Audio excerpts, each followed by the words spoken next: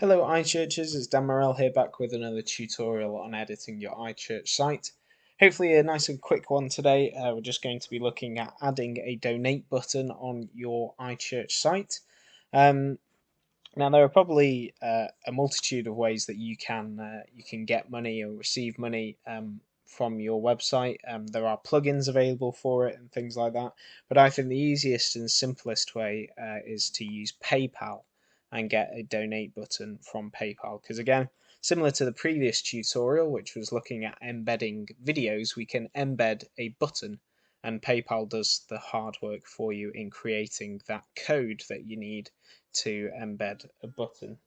So PayPal is a free service for personal use, so you can send and receive money to people, to and from people, nice and easily for free using PayPal. Which may make you wonder, well, how do they make their money? Well, they also have business accounts with PayPal, which I presume gives them some income stream from that.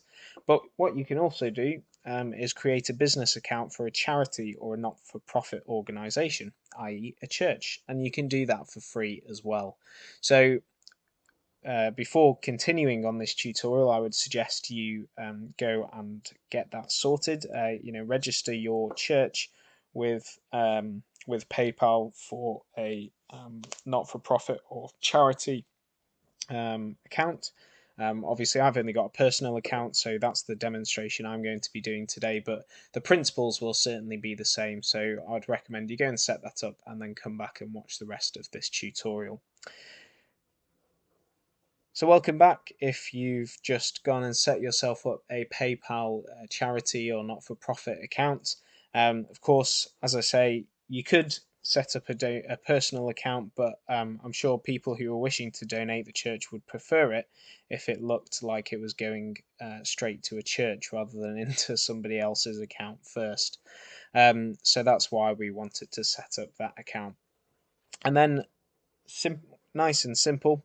All we need to do is go to paypal.com/donate/buttons.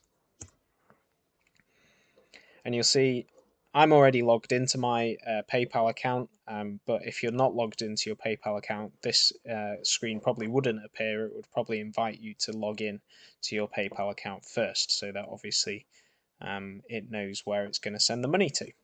And so we can make our donate button. You can customize it. Most of these things you won't really need to change, but you can change the size of the button, which might be helpful. Or you can add in the accepted card logos and things like that. Or you can even use your own button image if you really wanted to. You could create one, create an image. If you don't have Photoshop or anything like that, you can actually create images in PowerPoint or even Microsoft Publisher. So you can create an image maybe with your church logo on or something like that and just says donate underneath. Be creative with it if you want. That option is there for you. But we're just going to use the PayPal button for now. So we're going to press continue. What's the purpose? Well, you could just say a church donation. Allow donors to choose specific programs. Well, you might have specific programs if you want, so you could put yes or no. But I don't have any, so I'm just going to click no. Again, you just check that note there. It's intended for fundraising. What will you receive your donations in? All those things. It's up to you which option you choose here. I mean, you probably wouldn't want to define what people should donate by saying an exact amount, but you could give them 3 amount options. Maybe, I don't know, 2. Whoops. Make sure you go 00 so people don't donate 2 pence. You could go £2, £5, and £10, for example, and that makes it nice and easy so that people don't have to think too much about how much they want to donate, and they can obviously click any amount if they want as well. But we're just going to go to any amount to make it nice and simple. Let donors make monthly recurring donations. Well, yes, absolutely. It would be great if people were able to support us on a regular basis through PayPal. Because again, PayPal's sorting out all the administration for you. You don't have to sign any standing order forms, all those sorts of things. You could just get PayPal to sort that for you. So this might be something that your church might want to look into, not just in the context of your iChurch site either. So I'm going to click continue again. You've got lots of different optional settings here.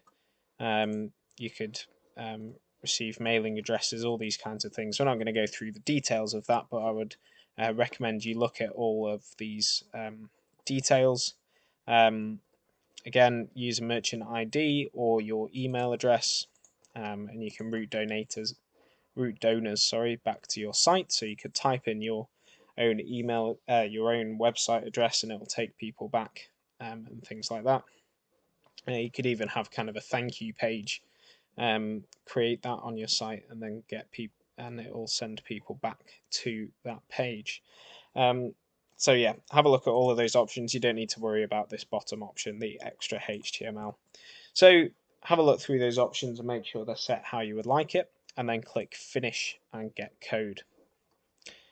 So we've got a few options here.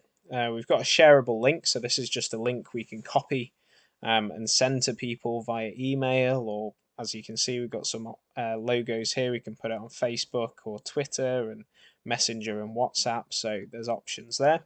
We've got a QR code, and it's even telling you where you could use it. Use it for events, in-person fundraisers, and on printed materials. So that makes it nice and easy for people to donate. And then here's the one that we want, the donate button. Easily add a donate button to your website. And it's telling you exactly what to do here, but I'm just going to tell you what to do verbally, so you don't have to read it. So we're going to copy all this text, just like in the previous video with YouTube. All we're going to do is copy it, and then go to our website, and we're going to add.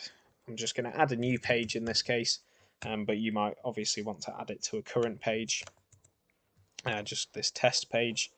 And normally we'd be on this visual side of things to begin with when we visit any page, but we want to be in the text. This is basically another word for code. So we want to put the code in, because if we copied it in the visual, it would just actually copy that text rather than convert that text into the button that we want.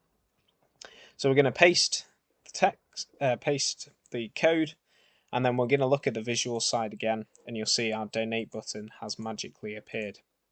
So just and this will apply to the previous video as well. Of course, we would probably end up having more than one bit on our page. We're not just going to have a donate button on the page and nothing else. So I'm just going to quickly go into another page. I'm going to copy this text again. And go into another page, because you might want to work out where it's actually going to go. So let's just say, as a random example, we're going to put it in baptisms, weddings, and funerals. I'm not sure why you would want to do that. But here's all our text. This is just dummy text. As you can see, it's Latin. And let's say we wanted to put it in this paragraph here. Well, that might be a little bit difficult to conceptualize, to work out at first. So we're putting in some returns there just to make a bit of space. And then we're going to go into the text side again. You'll see what the last sentence finishes with. I'm not going to try and pronounce that, but you can see what it is. And then go into the text side of things. There it is. That's what we want. And then this basically just means a return, a space. So we're just going to put our text in here. And then go back to the visual, and you'll see there it is. It's appeared for us. So, and then we can remove these returns just to make sure it's all nice and tidy. There we go. So our donate button is now built in to our page, and as you can see, it flows nicely. If I click preview changes, again, this idea of 2-tab editing, just so you can see both the front end and the back end at the same time. There it is in the middle, and people can click on that donate button, and there we go. Nice and simple. As always, if you have any questions about this tutorial, or indeed any issues on editing your iChurch site, don't hesitate to get in touch with the team. Contact details are in the description below this video. Thanks very much, and speak to you soon.